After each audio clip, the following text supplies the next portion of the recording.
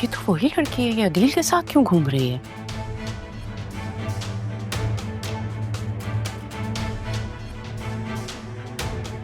ये कहाँ तफरीह करती फिर रही है अदील के साथ?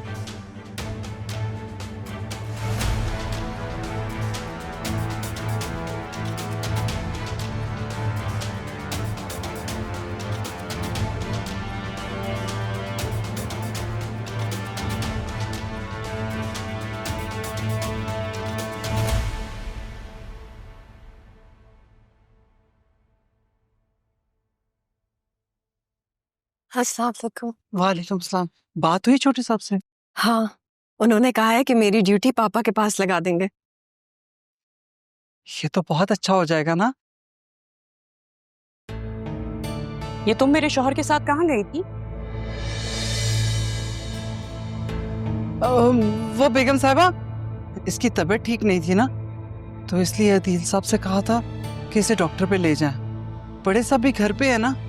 अच्छा, अब ये घर की मुलाजमा मेरे हस्बैंड को अपना ड्राइवर बनाएगी? तौबा करें बेगम साहबा, कैसी बातें कर रही हैं? वो तो बड़े साहब ने ही भेजा था और उन्होंने तो ताकीद की है कि मैं अपनी बहन का ख्याल रखूं, इसे किसी किस्म की कोई परेशानी ना हो। वरना तो आप जानती है ना, बड़े साहब कितनी जल्दी गुस्सा हो जाते हैं। पापा से तो मैं बात कर लूंगी, मुझे समझ में नहीं आती उनकी ये हमदर्दी का भूत कब उतरेगा। और तुम्हें गलती से अगर मेरे ससुर ने कह ही दिया था तो पीछे बैठ जाती। गाड़ी में आगे बैठने की क्या जरूरत थी? आप ही ने तो कहा था कि वो ड्राइवर नहीं है, अगर पीछे बैठती तो। बेगम साहबा, ये आप ही की तो नरम दिली है जो आप अपने नौकरों का इतना ख्याल रखती हैं। और बड़े साहब भी देखिए कितने नेक हैं, तभी तो मेरी बहन का बहुत ख्याल रखते हैं।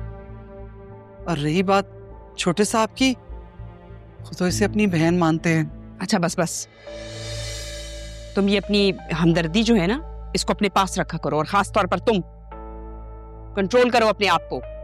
अगर कहीं आना जाना करना होता है तो तुम्हें अदील को डिस्टर्ब करने की कोई जरूरत नहीं है। इनका बेटा है ना अरमान, वो किस लिए? जहां जाना हो उसके साथ जाओ। छोटे साहब मेरे छोटे भाई जैसे। ठीक है, लेकिन आइंदा ख्याल करना। खूबसूरत हो, पढ़ी लिखी भी लगती हो, समझदार भी हो। तुम समझ रही हो ना मैं क्या कह रही हूँ?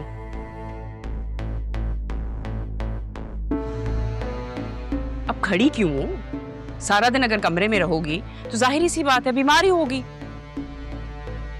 हाथ पैर हिलाओ, काम करो इनके साथ। और ये इन्हें तो अब तुमसे कोई फुर्सत ही नहीं है। जो भी लोगों की चुगलियां करनी होती है ना, इस किचन में किया करो।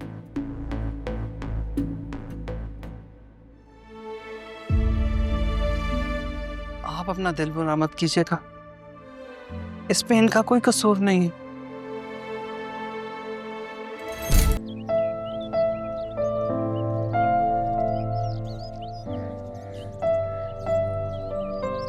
जब से आया घूरी जा रहे,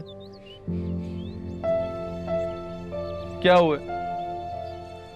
अब ये तो तू बताएगा कि क्या हुआ है। मैं क्या बताऊंगा? अच्छा, इतनी कॉल्स की मैंने तुझे, यार तू बात क्यों नहीं कर रहा है? सुने, तू ऐसे खफा हो रहा है जैसे तू मेरी गर्लफ्रेंड है।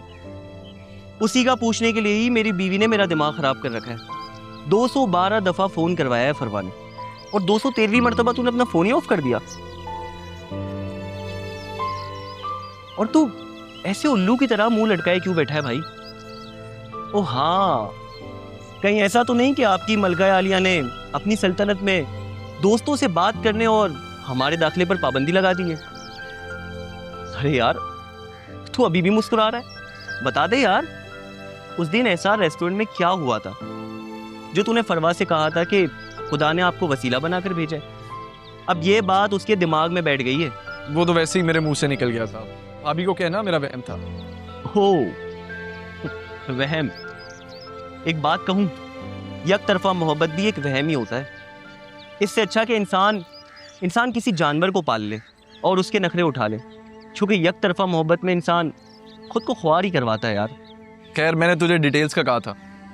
आपकी इतला के लिए अर्ज करता चलूं कि मैंने बताया था कि वो लोग काफ़ी अरसे से मुल्क से बाहर है और अभी कुछ वक्त ही हुआ है जो यहाँ पर मूव हुए। अगर आप अपने वहम से बाहर निकलोगे तो आपको याद रहेगा ना। I'm sorry, सही कह रहे हैं, भूल गया था मैं। और मैंने ये भी कहा था कि डिटेल्स भी मिल जाएंगी। थैंक्स यार।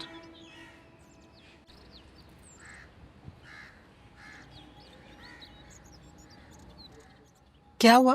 पता नहीं क्या प्रॉब्लम हो गई, अचानक बंद हो गई गाड़ी। 1 मिनट रुके, मैं अपने मैकेनिक को फोन करता हूँ।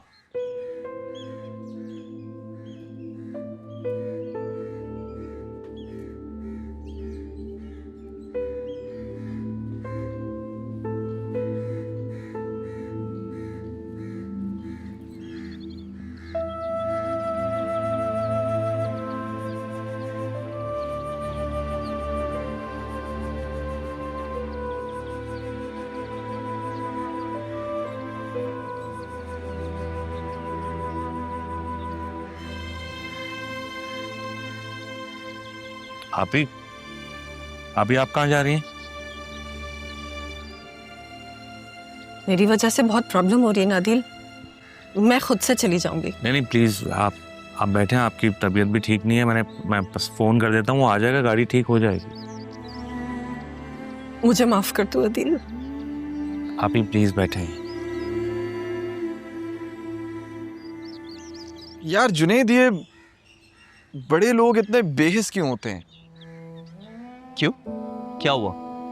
सैफ साहब ने कुछ कहा है? यार वो तो ऐसे नहीं लगते। नहीं, सैफ साहब तो बहुत अच्छे हैं। तो फिर किसने कह दिया? उनकी बहू, अदील साहब की बीवी। यार सबको बहुत तकलीफ देती है वो, उसका बस ही नहीं चलता। अभी बस नहीं चलता तो इतना हर्ट करती है, और जिस दिन बस चला ना, कहीं ऐसा ना हो कि बस चला दे सब पर। यार एक बात बताऊं, ये बड़े लोगों का एक अपना ही स्टाइल होता है, तू दिल पर मत लिया कर यार। जब मामला दिल का हो ना, तो दिल पर ही असर होता। तू नहीं सुधरेगा यार। अच्छा, चाय पी।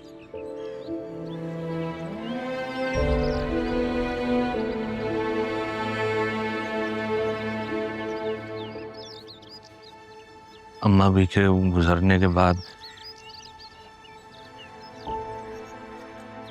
आप ही, आपकी मोहब्बत ने और अम्मा भी की मौत ने बहुत रुलाया मुझे, बहुत दुख पहुंचा। लफ्ज़ शर्मिंदा अम्मा जी की मौत के आगे बहुत छोटा है। मेरी जिंदगी का सबसे बड़ा बोझ और दम अम्मा बी की मौत ही है।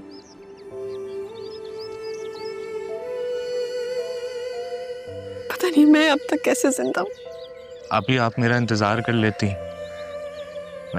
मैंने पापा से बात कर ली थी, पापा ने अम्मा भी से बात कर ली थी, सब ठीक होने वाला था। अब बस आपकी जल्दबाजी की वजह से इसी की तो सजा मिल रही है मुझे। जज्बाती पर जल्दबाजी, इसी वजह से तो सब कुछ बिखर गया। मैं तो कभी पलटकर वापस आना भी नहीं चाहती थी, आने की हिम्मत भी नहीं थी।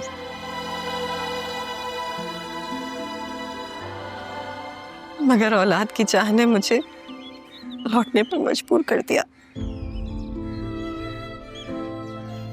ये औलाद की मोहब्बत भी कितनी अजीब होती है नादी। कभी बहुत बड़ी ताकत और कभी बहुत बड़ी कमजोरी।